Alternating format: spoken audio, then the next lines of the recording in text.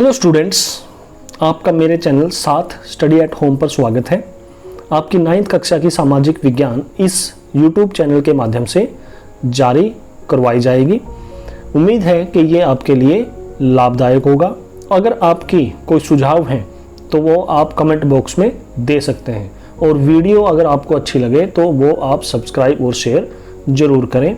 इससे रिलेटेड जो पीडीएफ है वो आप डिस्क्रिप्शन में पीडीएफ लिंक से डाउनलोड कर सकते हैं। धन्यवाद।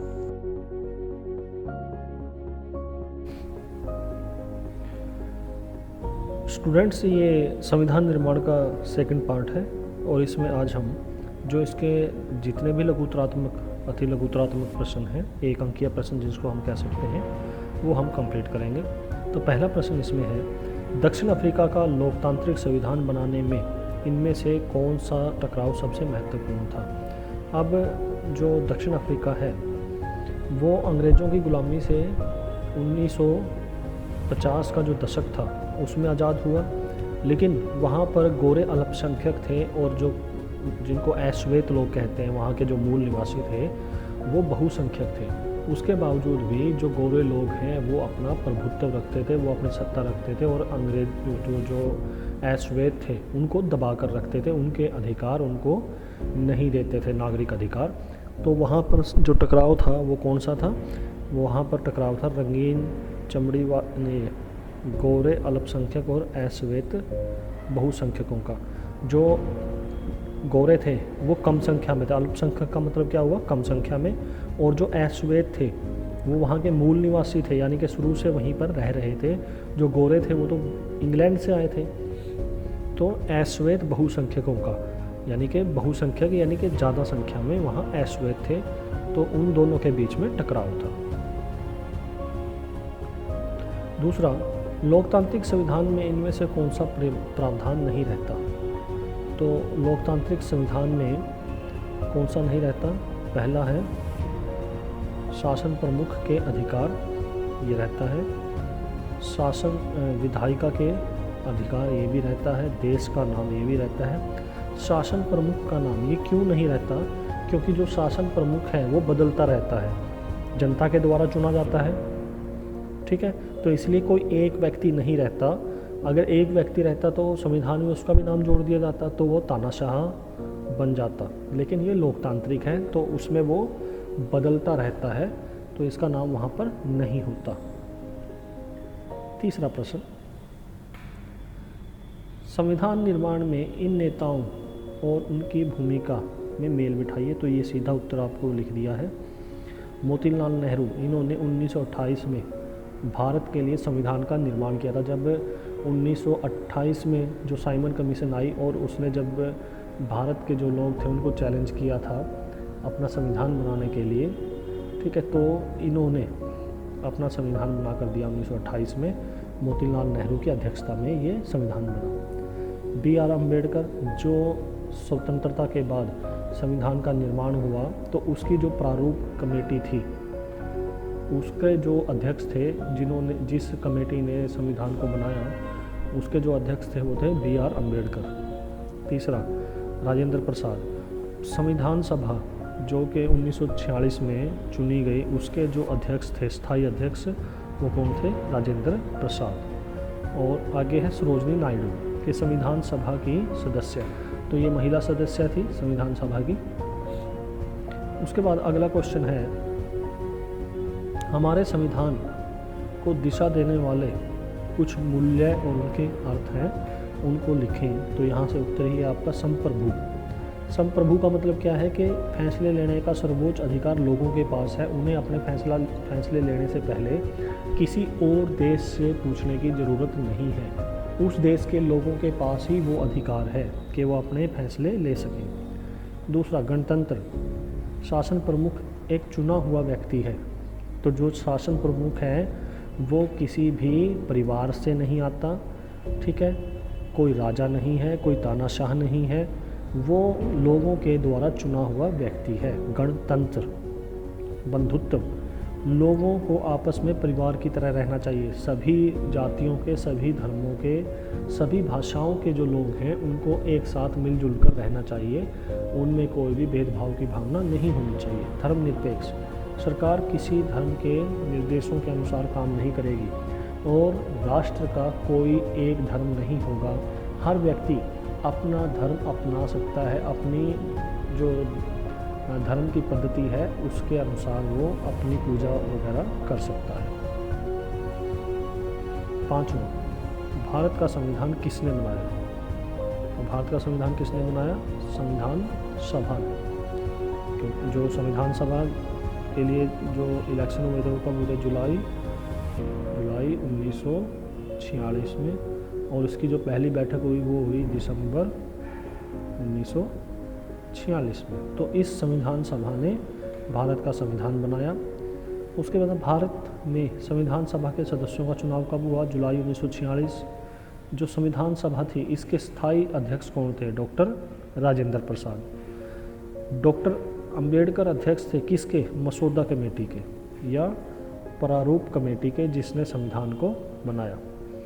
9वां, संविधान सभा का प्रथम अधिवेशन कब हुआ? दिसंबर 1946 में, 9 दिसंबर 1946 में। उसके बाद 10वां क्वेश्चन है, भारत की संविधान सभा ने संविधान को कब अपनाया? यानी कि 26 नवंबर 1949 को भारत का संविधान बनकर तैयार हो चुका था और संविधान सभा ने उसको अपना लिया, पारित कर दिया, पास कर दिया। 11वां, भारत के संविधान को लागू कब किया गया? अब भारत का संविधान 26 नवंबर 1949 को बन के तो तैयार हो गया, लेकिन उसको लागू कब किया गया? 26 जनवरी 1950। क्यों लागू किया गया?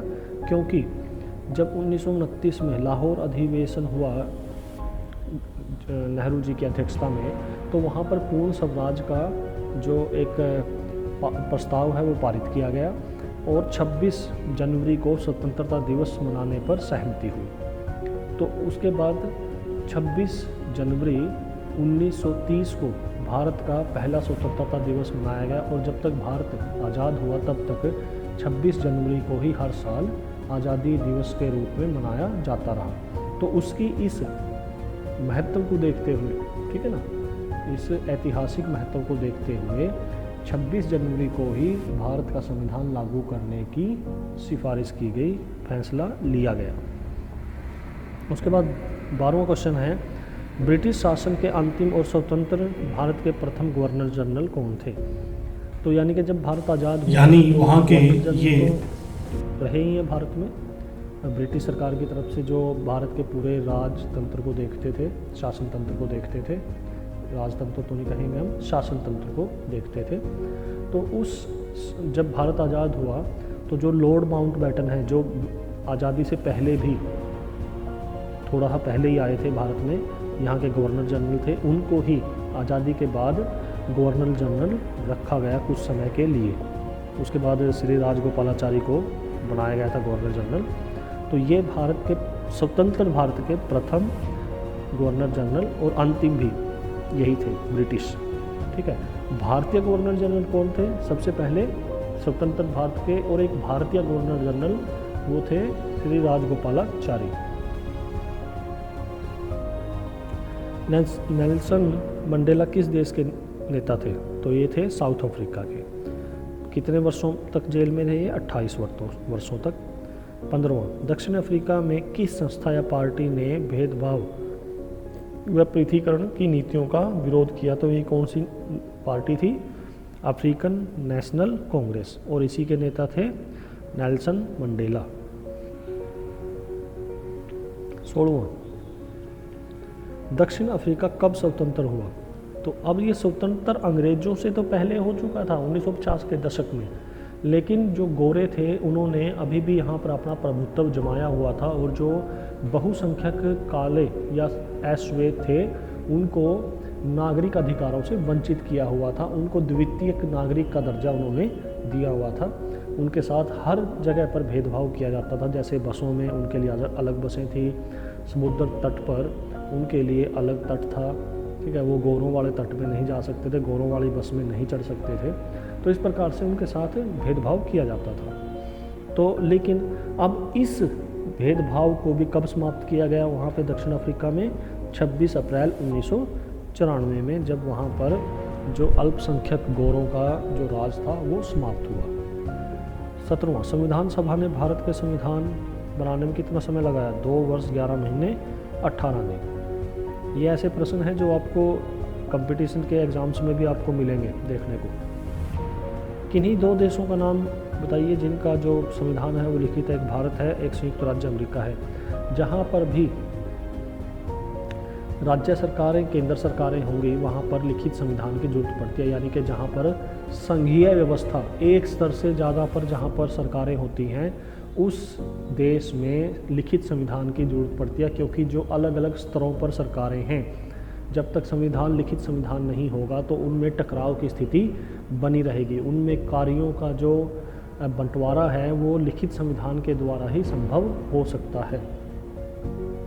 19वां, किसी एक देश का नाम लिखिए जिनका संविधान अलिखित है, तो वो क्या है? इंग्लैंड। इसका मतलब यहाँ संघीय व्यवस्था भी नहीं है, यहाँ एकात्मक शासन प्रणाली है, यानी कि एक ही स्तर पर यहाँ पर सरकार है। 20वां, भारत के स्वतंत्र होने के बाद संविधान सभा में कितने सदस्य थे?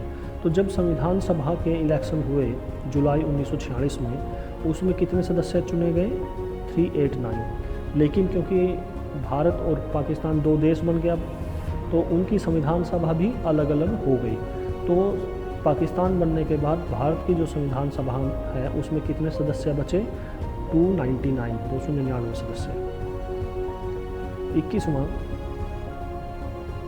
संविधान शब्द का अर्थ लिखो। संविधान उन नियमों तथा सिद्धांतों का समूह होता है जिनके अनुसार शासन चलाया जाता है। ये देश का सर्वोच्च कानून है, ठीक है, और सभी कानून इसी से आते हैं, इसी के अंतर्गत, इसी के दिशा निर्देशों के अंतर्गत बनाए जाते हैं। तो ये सबसे बड़ा कानून होता है देश में।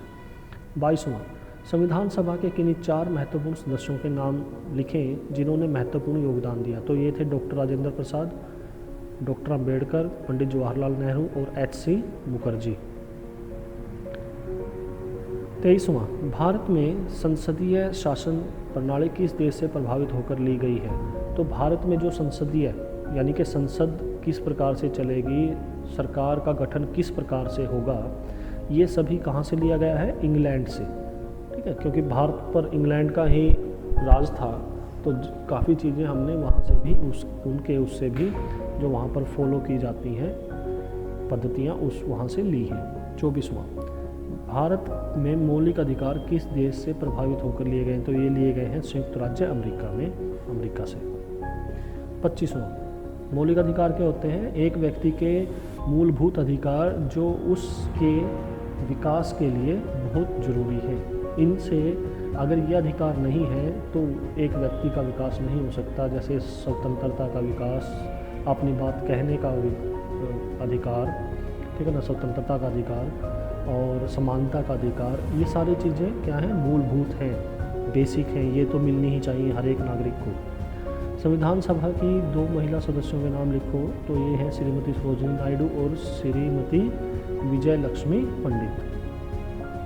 26वां, 2 तर्क देकर स्पष्ट करें कि भारत एक लोकतंत्रात्मक राज्य है। यानी कि लोकतंत्रात्मक का मतलब क्या है? कि लोकतंत्र के हिसाब से चलता है, यानी कि यहाँ पर लोकतंत्र जो पद्धति है वो फॉलो की जाती है। तो वो क्या क्या है? देश का शासन लोगों के द्वारा चुने हुए प्रतिनिधि चलाते हैं, ठीक है, यानी कि जो प्रतिनिधि लोग चुनकर भेजते हैं संसद में और उससे वहाँ पर सरकार का गठन होता है, मंत्री बनते हैं, तो उसी से देश का शासन चलता है। दूसरा, सभी नागरिकों को समान राजनीतिक अधिकार प्राप्त है। जैसे हर एक व्यक्ति है जो भी वयस्क है, 18 साल का है, सब अपनी वोट बनवा सकते हैं और हर वोट का मूल्य क्या है? 1।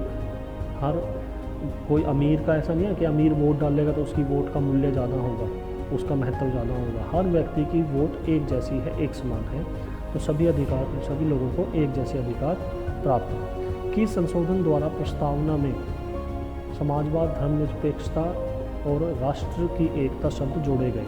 तो संशोधन का मतलब क्या होता है? भाई संविधान में कुछ परिवर्तन करना।